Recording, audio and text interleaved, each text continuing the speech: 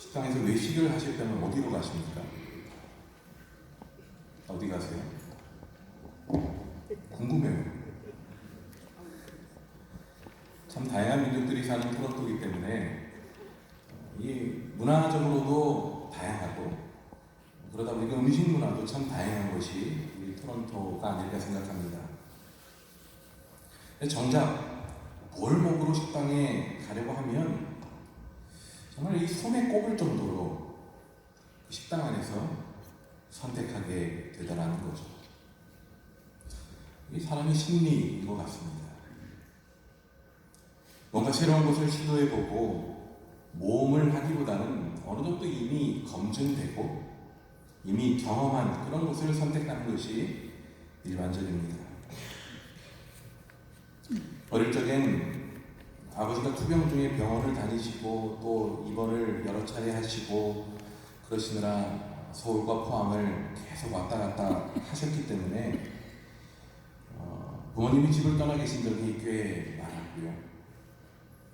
그리고 포항에서 직장 생활을 하던 고모나 할머니가 돌봐주실 때도 많았고, 그리고 아버지가 돌아가신 이후에는 어머니께서 일을 하셨기 때문에 어릴 적의 기억을 떠올려 보면 그다지 자주 지금 우리가 하는 이런 어떤 거에 비하면 거의 외식은 하지 못했다라는 생각을 기억을 떠올려 봅니다.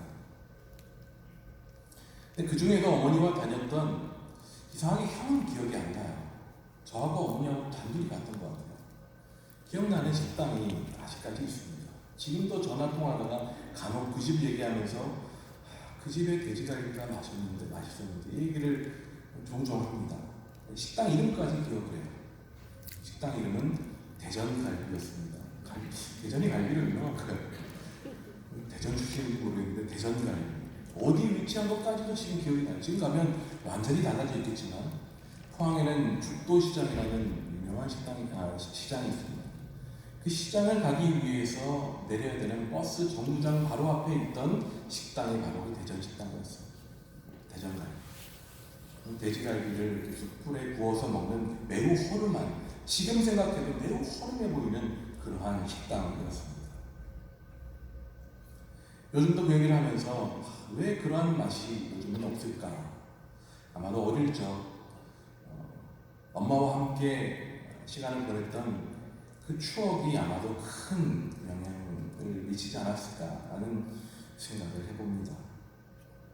그렇게 이 추억을 더듬다 보면 집을 떠나서 이제 서울에서 혼자 생활하며 경험해보게 된 소위 뷔페라는 식당은 환상적인 식당이 아닐 수 없었습니다. 물론 그 당시에는 뷔페 식당은 매우 비싼 그런 식당이었기에 거의 가볼 기회가 없었습니다만 점점 이 저가화되어지면서 학생들도 갈 수 있는 그런 곳이 생기더라고요. 그러니까 요즘으로 말하는 고기 뷔페 같은 것들이 막 생겼어요. 그러니까 이제 대학생들이 갈 수 있는 좋은 곳이 생긴 거죠. 내가 먹을 수 있는 음식들이 눈앞에 끊임없이 차려진다는 것. 굳이 나를 위해 차려지는 것은 아니지만 내 시각에서 본다면 그 음식은 모두 나를 위해 차려지는 음식이에요. 뷔페에 오면 부자가 된 듯한 느낌이 들었던 그런 기억이 있습니다. 제가 왜 설교 초입부터 먹는 얘기하고 식당 얘기를 하느냐. 특별히 이 뷔페 식당이 이 말씀을 준비하면서 떠올랐습니다. 이런 마음이 따지고 보면 우리 일상 속에 여전히 담겨 있겠다라는 생각을 해봅니다. 오직 한 가지 선택권, 오직 한 가지 옵션만을 가지고 살아가는 것에 이상하게 불안함이 우리 인간들 속에 있습니다. 이왕이면 내가 의지할 만한 여러 가지가 있었으면 싶습니다. 나를 지켜줄 만한 환경과 방법들이 좀 다양하게 주어지기를 기대합니다. 내가 계획하고 바라는 일들을 진행하는 과정 속에서도 한 가지가 한계에 부닥치면 이내 또 다른 방법이 내 계획이 가로막히지 않도록 그렇게 나를 좀 끌어줬으면 하는 그러한 바람이 우리들 가운데 있죠. 그래야 마음이 놓입니다. 우리가 자녀들에게 흔히 얘기하죠. 다양한 사람들을 살펴보아라. 다양한 사람들을 만나라. 관계해라. 다시 다시 말해 인간관계의 폭을 넓히라라고 그렇게 가르치죠. 왜 그렇게 가르칩니까? 여러 관계를 통해서 배울 수 있는 것도 많습니다만 그렇게 소위 말하는 인맥을 넓혀가면 넓혀갈수록 너희들이 누릴 수 있는 것이 많다. 하나가 막히면 또 다른 어떤 관계를 통해서 너희 막혀진 것들이 해결되어질 수 있는 기회, 방법이 주어질 수 있다는 것이 은연중 우리 가운데 드는 생각이라는 것이죠. 신앙생활 역시 마찬가지이기도 합니다. 신앙을 가짐으로 인해서 마음의 평안과 위로를 기대합니다. 신앙 안에서 좋은 사람들을 만나고 깊은 나눔과 교제를 또한 기대하기도 하죠. 신앙을 통해 나의 연약함을 채워줄 하나님의 능력을 기대하기도 합니다. 내 믿음의 깊이를 더하기 위해 이런저런 방법을 찾아봅니다. 교회는 점점 더 다양한 훈련의 기회들을 제공해주고 있고요. 교회뿐만 아니라 교회 밖으로 가서도 다양한 신앙의 배움의 자리들을 우리들은 만날 수 있습니다. 그야말로 선택할 수 있는 프로그램들의 홍수와 같은 시대를 우리는 살아가고 있지. 다양한 것들 중에 필요에 따라 선택할 수 있기에 그 다양함만으로도 부유함을 느끼고 지금 당장 내가 하지 않아도 어차피 이것들은 다양하게 우리에게 주어지는 기회들이기에 내가 시간이 되고 기회가 되고 마음이 있으면 언제든 할 수 있다는 생각에 그저 그런 일들이 그러한 훈련과 기회들이 쫙 펼쳐지고 진행되어지는 것만으로도 알게 모르게 마음 한편에 부유함을 느끼고 신앙생활을 할 때도 있는 것이 우리들의 모습이라는 거죠. 이처럼 신앙생활 속에 하나님을 찾고 예수님의 사랑과 은혜를 배우고 경험할 수도 있고 동시에 여러 사람과 함께 그렇게 할 수도 있고요. 이 안에서 여러 활동으로 보람도 느낄 수 있습니다. 내 마음속에 다양한 필요 또한 이 신앙생활을 통해 교회 생활을 통해 채울 수도 있고요. 신앙생활이 참으로 다양한 이야기를 마주하게 되고 그 다양함으로 인해 우리는 만족스러워지기도 합니다. 이처럼 우리 가운데 있는 신앙적인 그러한 종교적인 다양함과 풍요로움 마치 신앙적인 뷔페 자리에 선 우리에게 신앙적인 부요함을 가져다 준 것 같고 급기야 그 자리에 익숙해지는 것만으로도 만족감을 느끼는 신앙인의 삶을 살아갈 때가 있는 것이 우리들의 모습이더라 합니다. 자, 그래도 이 정도까지는 큰 문제가 없어 보입니다. 신앙적인 열심에 있어서 크고 작음의 차이이고 지나침과 좀 적절함의 차이겠지만 그래도 신앙 안에서 살아가는 삶의 다양함은 우리가 누릴 수 있는 그런 일상의 한 모습임을 우리는 부인할 수 없습니다. 다시 말해 자연스러운 모습인 거죠. 하지만 우리에게서 고백되는 신앙의 삶, 그 내용이 어떠한 것이냐는 이 믿음의 일상이라는 이름으로 말하기에는 매우 중요한 의미를 가지고 있기에 우리는 이 부분만큼은 결코 소홀히 여기지 말아야 될 것입니다. 우리가 소위 그리스도인이라고 말하지만 우리가 생각하고 우리가 말하고 우리가 행동하고 결정하는 모습을 보면 우리 안에 어떠한 가치가 담겨 있는지 우리는 분명히 확인할 수 있다는 겁니다. 여전히 믿음으로 산다고 말하는 그리스도인임에도 불구하고 하나님의 말씀과 인도하심에 의지함으로 기도로 살아가립니다. 주변의 이야기에 더 귀를 크게 열고 주변의 이야기에 더 쉽게 흔들립니다. 무언가 나보다 나온 누군가의 이야기에 의지하고 싶은 것이 우리들의 모습이라면 우리는 이 지점에서 심각하게 우리의 모습을 돌아보아야 된다는 거죠. 무속인들이 발행하는 신문에 점을 보러 오는 이들 중에 30%가 자, 여기까지 말하면 아시겠죠? 30%가 기독교인이라는 기사가 났다는 이야기를 들었습니다. 제가 이렇게 검색을 했더니 진짜 그런 기사가 나더라고요. 점을 보러 오는 사람, 고객이죠, 그들에게는. 그 고객 중에 30%가 기독교인이에요. 이사를 해야 되는데 자식 결혼을 시켜야 되는데 길이 무엇이고 어떻게 하는 게 좋은 방법인지 묻습니다. 이름을 지을 때에도 이름이 가져올 길한 것을 기대하고 찾으려고 그렇게 했습니다.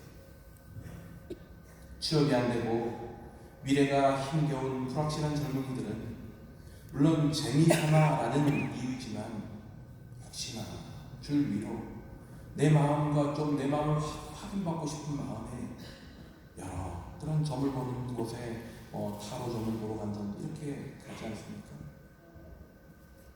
신앙으로 살아가지만 간혹 불안한 마음 또는 그냥 혹시나 하는 그러한 생각이라 하면서 그러한 것을 우리가 합리화하고 있지는 않은지, 물론 이렇게 전보로 가는 데까지 우리 발로 걸어가지는 않을지라도 우리의 삶 가운데 이런 어떤 마음으로 혹시나 흔들리는 모습은 없는지, 우리의 귀가 다른 것에 크게 열리는 그러한 모습은 없는지, 우리 안에 나도 모르는 사이에 삶을 살아가는 길을 선택하기 때문에 마치 뷔페 식당에 차려진 다양한 것 중에서 고르듯이 그렇게 다양한 가치와 방법에 의지하고 싶어하는 마음이 우리 가운데 있지는 않은지 진지하게 우리의 모습을 돌아보아야 한다는 거죠. 얼마 전에 시력을 잃은 아빠와 함께 여행을 간 중학생 딸의 이야기를 TV에서 잠시 보았습니다. 개그맨이었던 이 아빠는 딸이 태어나기 얼마 전에 그만 시력을 잃고 말았습니다. 지금 소원이 있다면 단 5분만이라도 딸의 얼굴을 보는 것이라고 하더군요. 그 이야기를 보면서 아내하고 그런 얘기를 했어요. 정말 내가 볼 수 없다면 가장 가슴 아픈 것 중에 하나가 시간이 가면서 자라가는 우리 아이들의 모습을 볼 수 없다는 것 중에는 가장 가슴이 아프겠다라는 생각을 해봅니다. 이분도 똑같은 심정이었던 것 같아요. 아내는 시력을 잃기 전에 얼굴을 보았기 때문에 예쁜 걸 아는데 딸 얼굴은 보지 못했다면서 그렇게 말을 하더군요. 그런 애틋한 딸과의 여행 장면에서 딸이 자기가 보는 아름다운 광경을 조목조목 아빠에게 설명해주는 그런 모습이 나왔습니다. 그때 아빠가 이렇게 이야기하는 게 참 인상적이었습니다. 내 눈으로 예전에 보았던 것을 내가 기억해내면서 아마도 지금 내 눈앞에 있는 이런 저런 모양일 거야 라고 상상하며 그려볼 수 있지만, 그것보다 너가 그렇게 너의 표현으로 조목조목 그렇게 이야기해 주는 대로 하나씩 떠올려보는 그 풍경이 훨씬 더 아름다워 보이는구나 라고 그렇게 얘기하더라고요. 와, 어떻게 이렇게 딸한테 이런 얘기를 해줄 수 있을까 라는 생각에 놀라기도 하면서 참 되게 존경스러웠어요. 상쾌한 바람을 맞으며 바다 위 배에 올라서 있는 아빠는 아마도 10년 전에 자신이 보았던 바다의 풍경, 자신이 보았던 항구의 풍경을 그려내면서 충분히 그곳을 상상해낼 수 있었겠죠. 하지만 딸이 말해주는 그 풍경을 떠올리면서 눈으로 보는 그 풍경, 그 이상의 따스함을 가슴에 느낄 수 있었는지 그렇게 딸에게 이야기해주는 말이 참 감동적으로 다가왔습니다. 어떻게 보면 영적인 소경된 우리들로 하여금 포기하시는 하나님, 그리고 그 하나님으로 말미암아 볼 수 있는 길이 열리는 바로 우리들의 모습을 떠올려주게 하는 하나의 장면처럼 저에게 다가왔어요. 영적으로는 언제나 소경된 우리들이기에 하나님의 인도하심 없이는 바른 영적인 길을 걸어갈 수 없는 것이 우리들의 모습이죠. 하나님의 영적인 가르침을 깨달을 수 없는 것이 우리들의 모습입니다. 주님께서 우리의 감겨진 영적인 눈을 띄워주시지 않으시고, 그럼에도 우리는 육신의 눈으로 보는 수많은 것들로 하나님의 영적인 뜻을 판단하고 분석하고 이해하려고 애를 쓰고 있다는 거죠. 수많은 거짓된 영적인 가르침을 따라 하나님의 인도하심을 대신하려 딸이 들려주는 그 아름다운 풍광의 모습을 그리며 더 따스함을 느끼기보다 이전에 내가 눈이 뜨여있을 때 내가 보았던 그 기억을 통해 그것을 그려보는 수준에 머무는 것이 우리들의 모습이 아닐까. 그래서 주님께서 주시는 영적인 따스함, 그 주님께서 주시는 영적인 지혜로움을 우리가 누리지 못한 채 그저 우리 눈이 보는 것, 우리의 육신을 생각하는 수준에 머물러 있는 것은 아닐까 라는 생각을 해보게 되더라는 거예요. 오늘 본문에서 제자들에게 다가와 물으시는 예수님의 질문은 분명 너는 지금 무엇을 보고 있느냐라는 질문과 다름없이 보였어요. 너는 나를 누구로 아느냐라고 물으시는 예수님의 질문이 저에게는 이상하게 그 어떤 TV 장면하고 이게 오버랩돼서 그런지 예수님은 저에게 그렇게 물어보신 것 같아요. 너는 지금 무엇을 보느냐?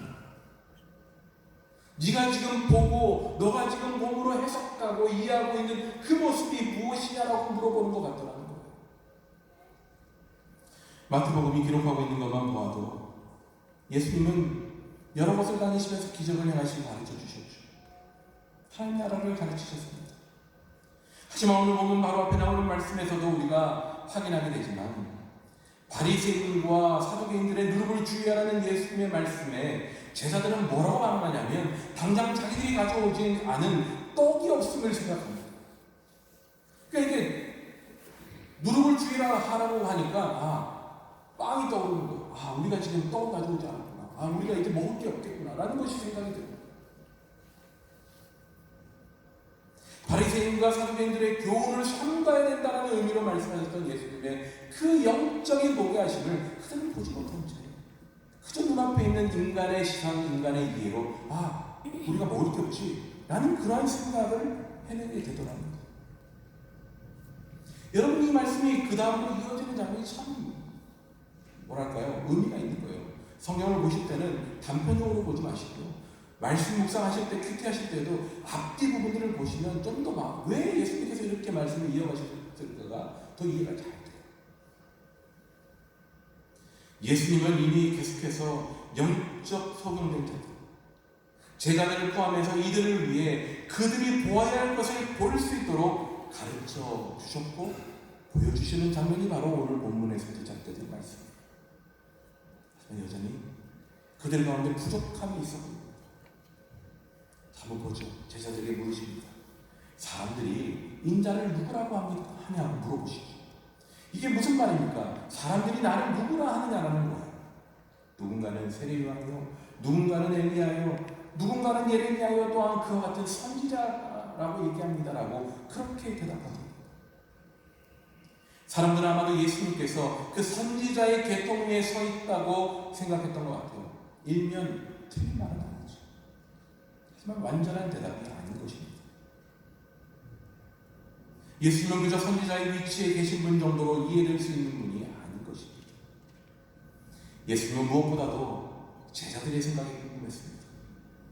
사람들이 예수님을 누구라고 하느냐에 대한 대답을 듣고는 거기에 무언가 말씀을 덧붙이시기보다 제자들을 향해서 이렇게 물어보죠. 그렇다면 너희는 나를 누구라 하느냐? 나와 여기까지 이렇게 함께 달려온 이 시간들 분명히 나는 너희들의 영적 소경된 그 눈을 띄워주기 위한 과정이었는데 한번 내가 들어보고 싶다. 너희들은 나를 누구라 하느냐? 무엇이 이 질문에 대한 해답을 형성하고 만들어낼 수 있었을까요?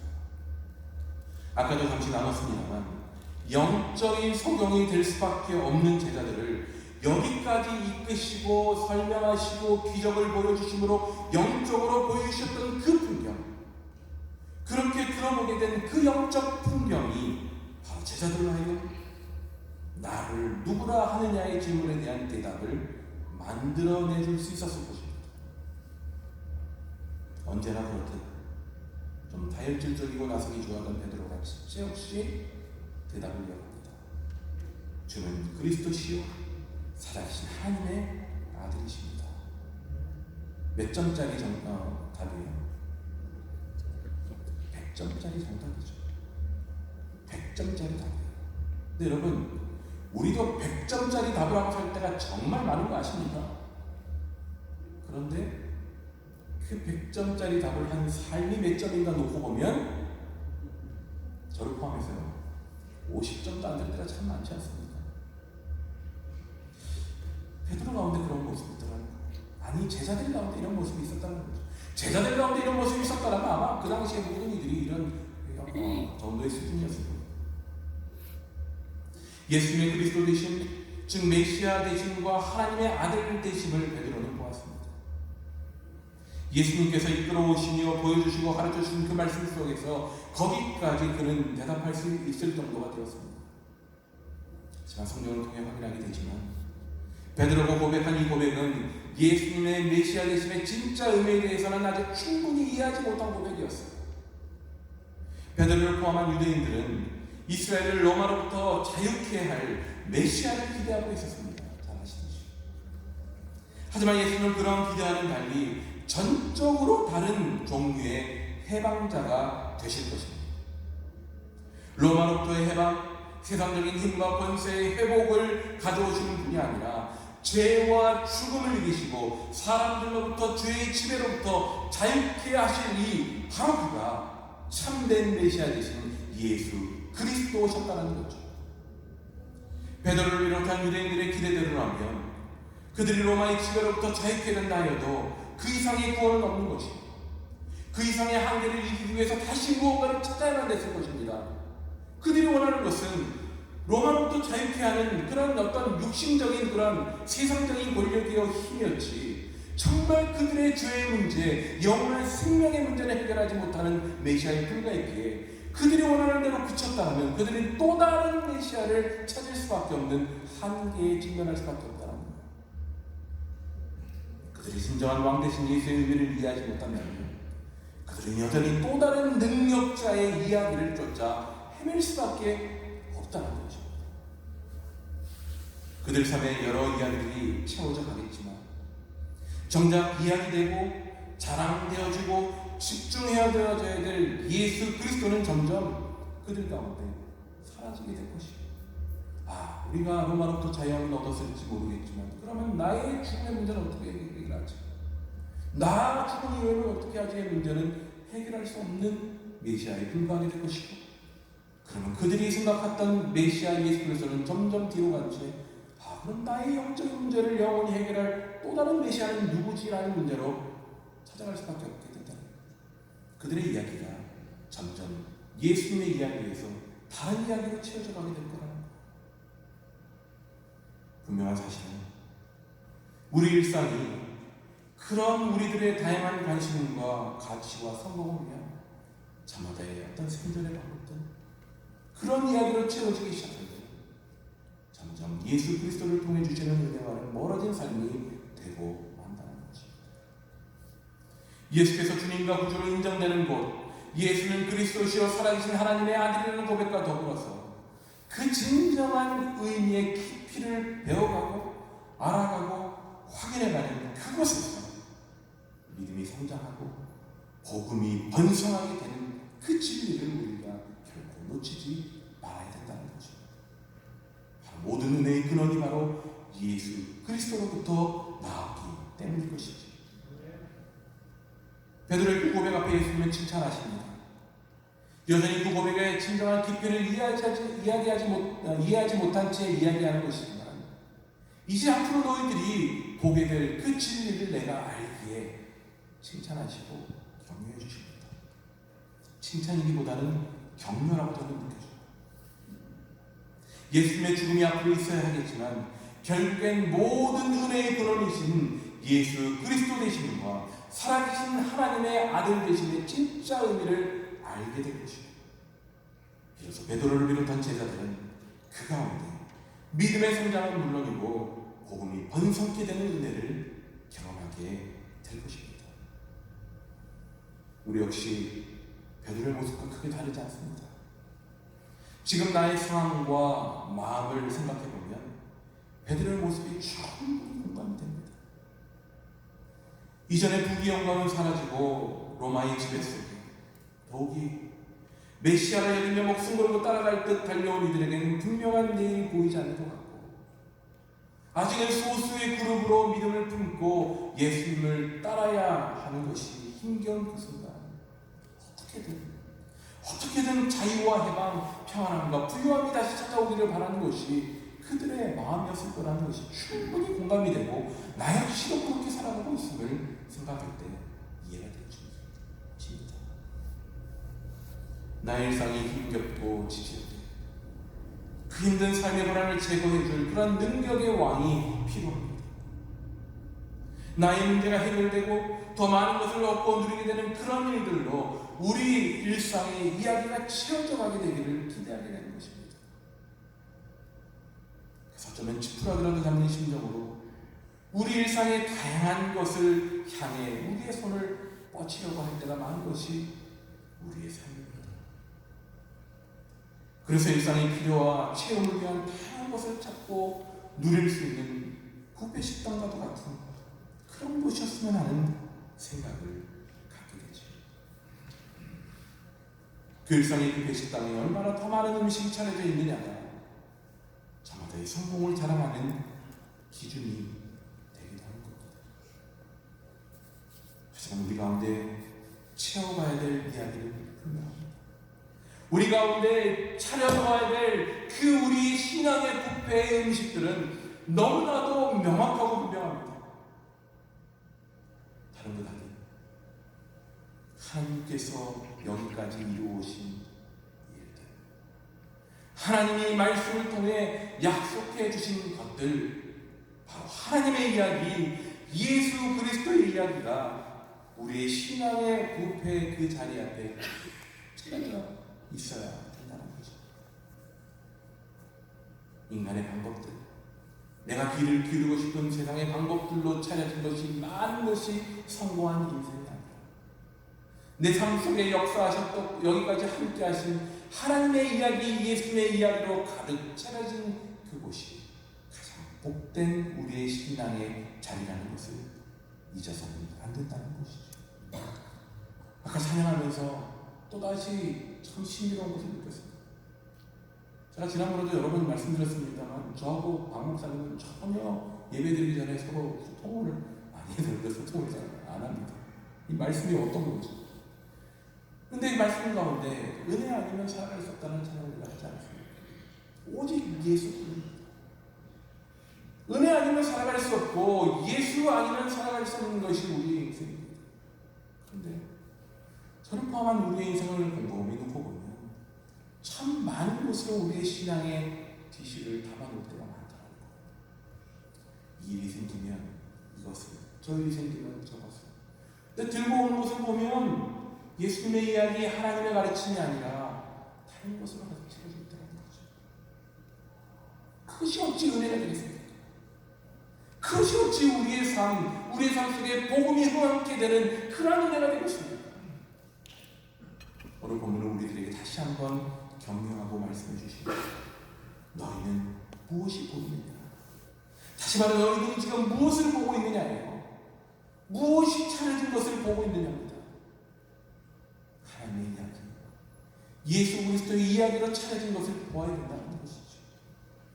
바로 이것이 바로 너희는 나를 누구라 하느냐라는 질문과 똑같은 질문이라고 저는 확신합니다. 우리 가운데 예수님이 누구이신지 가득 고백되고 이야기되어야 합니다. 나 자신의 삶 속에서, 우리 가족 가운데에서, 교회 가운데에서, 우리 일터에서 이러한 주님의 이야기가 가득 채워지고 이어지게 되기를 간절히 소원합니다. 그래서 내가 차려놓은 이 삶의 이야기 속에 다른 사람들도 함께 누리는 영광이 일어날 수 있도록 내 입으로 나오고 내 삶 속에서 결정되고 행동되어지는 모든 것이 하나님의 이야기, 예수 그리스도의 이야기가 됨으로 말미암아 나의 삶을 통해 수많은 이들까지도 그 복된 은혜의 잔치에 참여하게 되는 영광스러운 일이 이루어지기를 소원합니다. 날마다 너는 나를 누구라 하느냐? 너는 지금 무엇을 보느냐라는 이 질문에 주님이 차려주신, 주님이 지금까지 해주신, 주님께서 약속해 주신 이 말씀 붙잡고 있습니다 라고 고백하기, 그 고백 속에 하나님의 크신 은혜를 경험하시는 놀라운 역사가 우리 모두에게 임하게 되기를 간절히 소원하고 축복합니다.